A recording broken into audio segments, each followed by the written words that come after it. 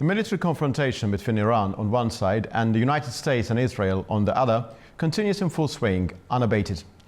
In recent hours, Israel is said to have carried out new strikes targeting leadership compounds in Tehran, with multiple districts of the Iranian capital affected.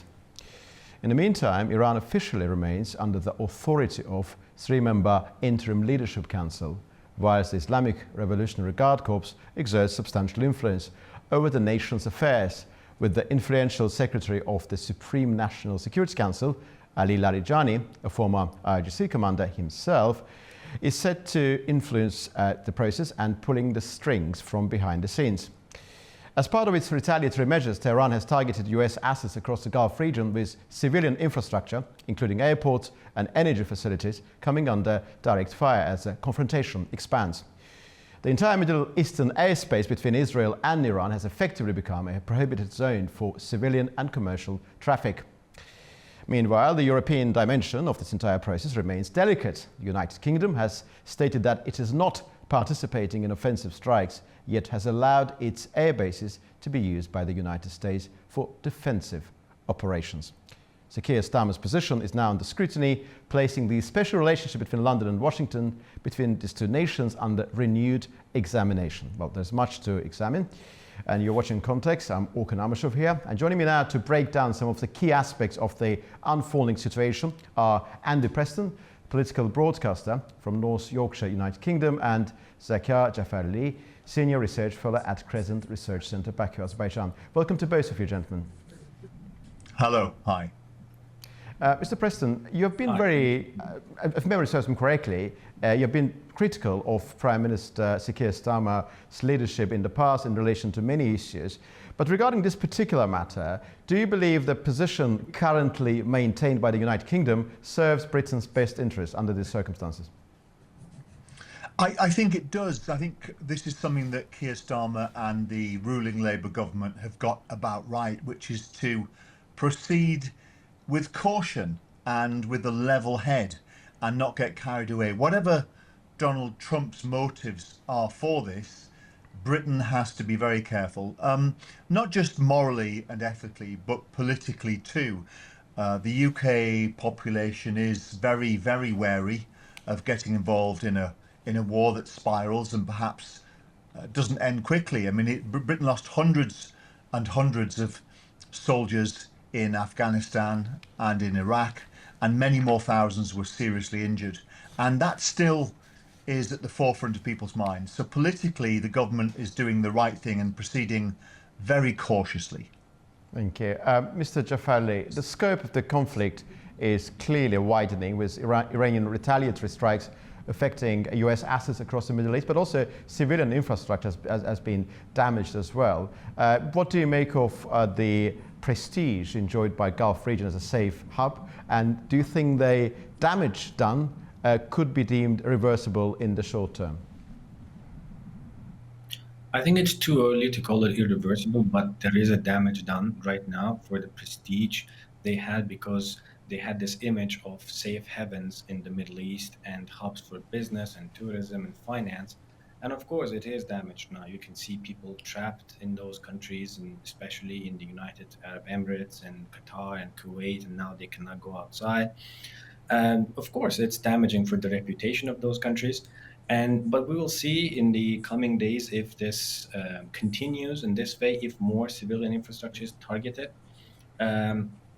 Then yes, then they can really lose more than their prestige and reputation. So it really depends on what is going to happen in the next few days and weeks, and how much they themselves will be involved in the defense of their countries, and also maybe because there are reports that these countries are getting more and more involved in the attacks against Iran, and they are thinking about this.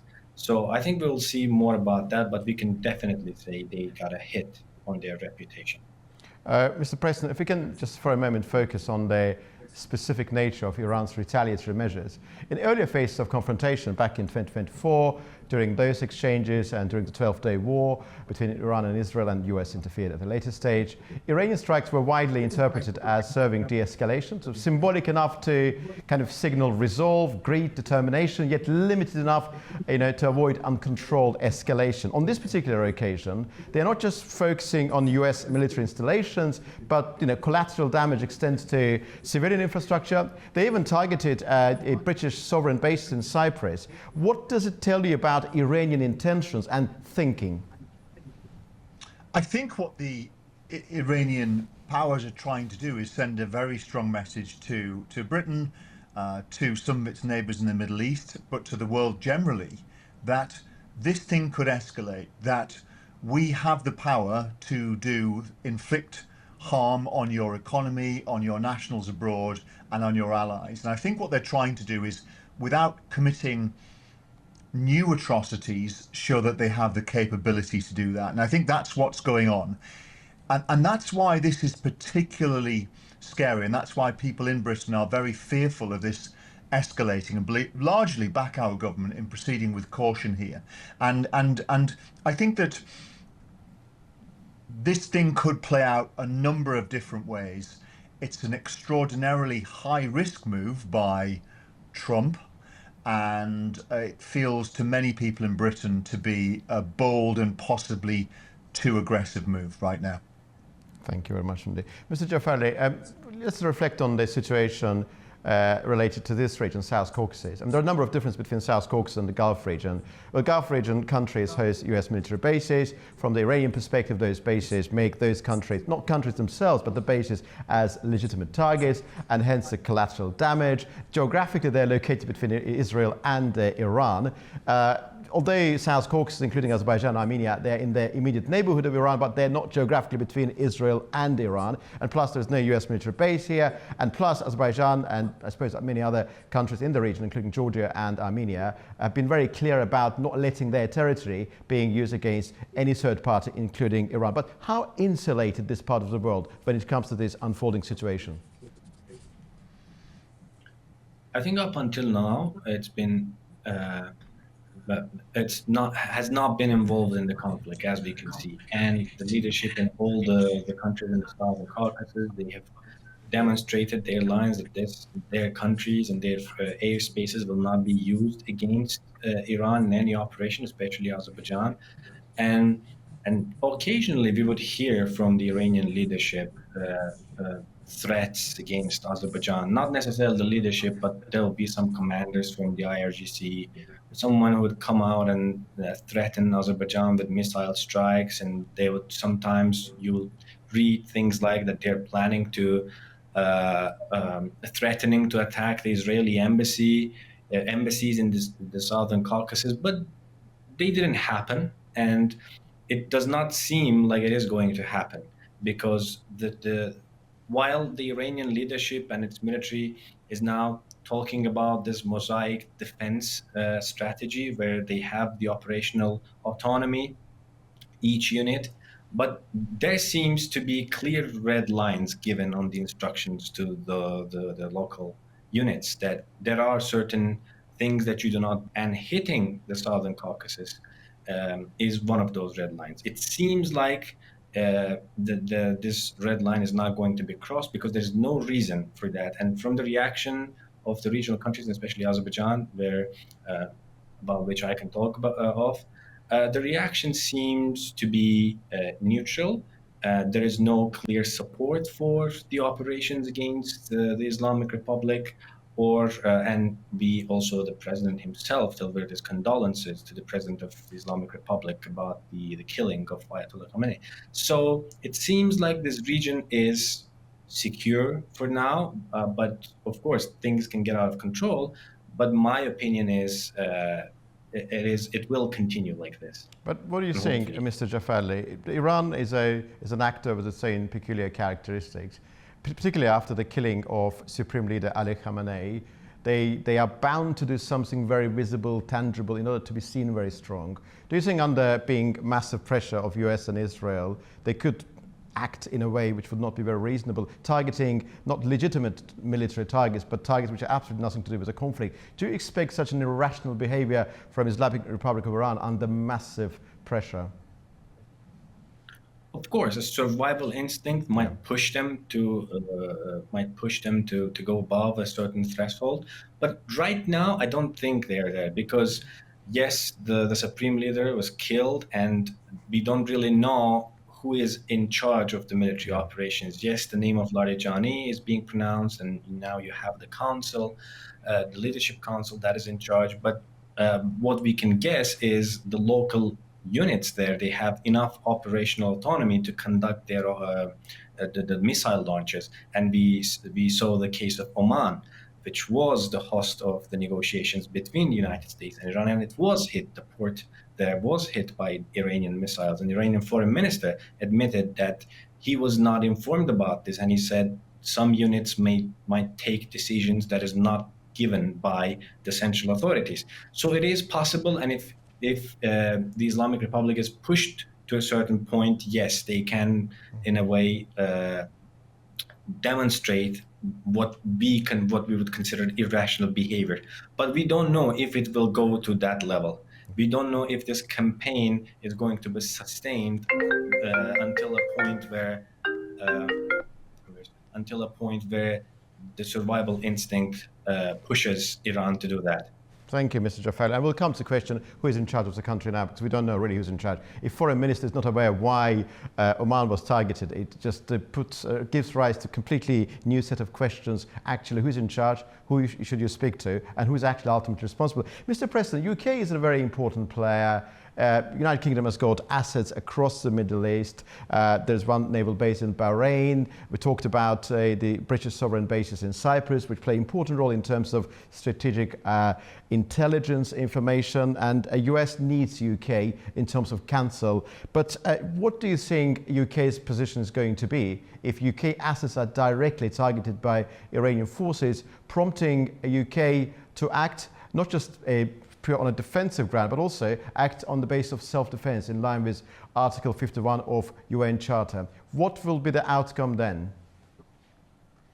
I think you've spelled it out correctly, and that it depends whether there is a clear breach of international law. So what Britain will do, it will defend its assets, and it's starting to do that. It was the shelling of land around RAF Akrotiri in Cyprus that prompted Britain to take a slightly more active role in this, and that will ratchet up every time there is a British interest, a British business, or a British ally that is directly threatened by Iranian action. Then Britain will ratchet up. There's no doubt about that. But predicting how this pans out really isn't clear. And your other guest was very right there when what they indicated was that at a human level and at a business level, at a government level, and at a society level, most of us, our behavior is very predictable. But once you put people under extreme pressure, like immediate physical peril, all bets are off and people start to behave in ways that you are unable to predict. And that's the danger here, both in terms of how the Iranian regime can react, but also how some of the partners here can react.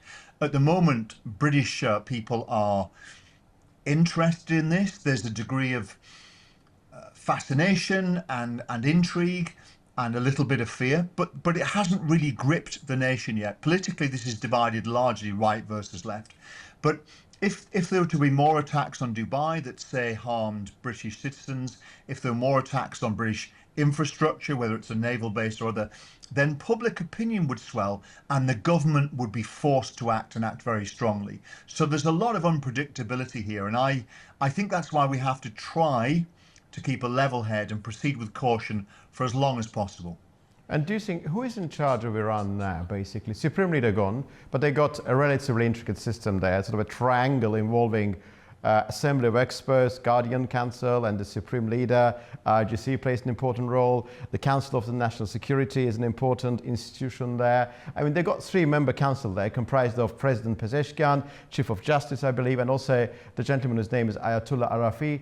Not entirely sure to what extent he's alive or not, but there's been some news that he has been killed as well. The question there is who is in charge? And basically, if bearing in mind the United States, President Trump made it very clear that they're targeting all the upper crust of the elites of Islamic Republic of Iran, with presidential office being targeted as well, who will they eventually speak to negotiate afterwards if the entire upper crust is gone eventually? Well, the truth is, I don't know, and we all know that in the last hour or so, there was more bombing from Israel of what it is decided is the official government compound. So it's quite feasible that many of the names that people would suggest that would be handed power may no longer be around. So I really don't know. Now, while that might sound encouraging to America, that levels on the chain of command are disappearing, falling victim to the bombings, that creates all kinds of power vacuums that usually don't end well in the medium term and unleash more chaos domestically and internationally. So, but I'm afraid I couldn't honestly guide you, not seriously, and say who I think will be in charge. What are your thoughts about it, about this particular matter, Mr. Jafarli? I mean, it's very clear, United States and allies do not have a contingency plan B. What will happen if, assuming that all the cumulative impact of all of these military actions taken jointly by US and Israel leads to the destruction of Iran's military capabilities, the entire infrastructure, and leads to the situation when people take over their government, but what will come afterwards? And because Iran is a massive state, it's 1.6 million square kilometers, 90 million population. I mean, basically, it is no-brainer that the collapse of the state, if not properly managed, will give rise to all sorts of consequences. Do you think there's any contingency plan amongst the decision-making people in the Western world, in the United States, regarding what may come afterwards? I guess the political leadership in both the United States and Israel, they have certain ideas about what can be done with the remaining capabilities of the Iranian state or the remaining leadership, if there is anyone to remain after this campaign. For now, we can say that from our observations, we see that the Iranian state is still capable of answering, at least retaliating against the United States and Israel and their regional interests, and we can see from the strikes against the Gulf countries.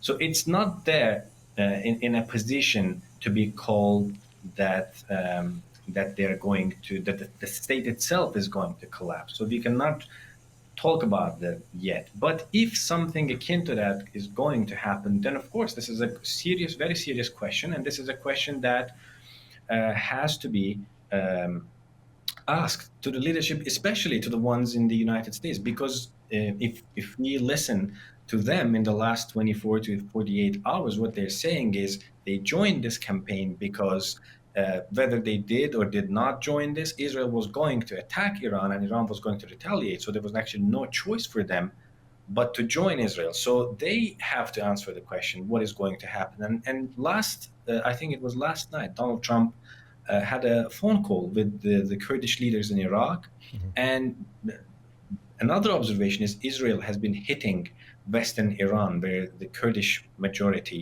the Kurdish people are mostly concentrated. They've been hitting IRGC bases and police headquarters and siege bases there very hardly. And now, a few days before the campaign started, we heard about several Kurdish groups that are based in different countries. They came together to establish an umbrella organization. These are the Kurdish groups that are fighting against the Islamic Republic. So there might be a scenario where the collapse of the central authority in Iran leads to certain ethnic groups and their armed militias, let's call them, coming together to get their part in this.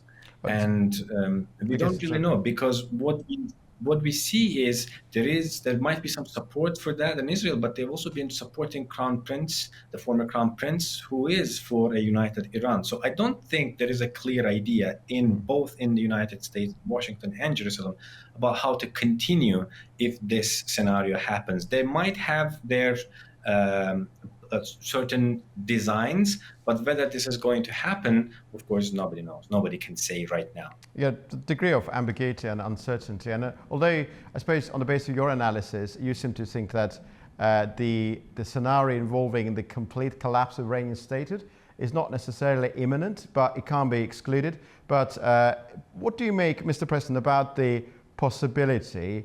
Of course, we are in the realm of conjecture. I fully understand that. What do you make of the possibility of the dismemberment, of the collapse of Iranian state along the ethno-linguistic divisions, basically? Because Iran, we call them all Iranians, but Iran is bigger than Persia. There's a Persian core, there's a substantial Azerbaijani element there. What do you make of this analysis revolving around collapse along the ethno-linguistic divisions? I think that these things are always completely feasible. And by that I mean they could happen. I don't mean they will, and I wouldn't ascribe a probability, but I think all bets are off. And I think the most dangerous situation is that if a regime is toppled or half toppled and it leads to infighting, if America walks away, I think things could deteriorate very rapidly for people within Iran as it stands right now, but also across the Middle East more generally in terms of refugees and varying factions that can influence the countries around them.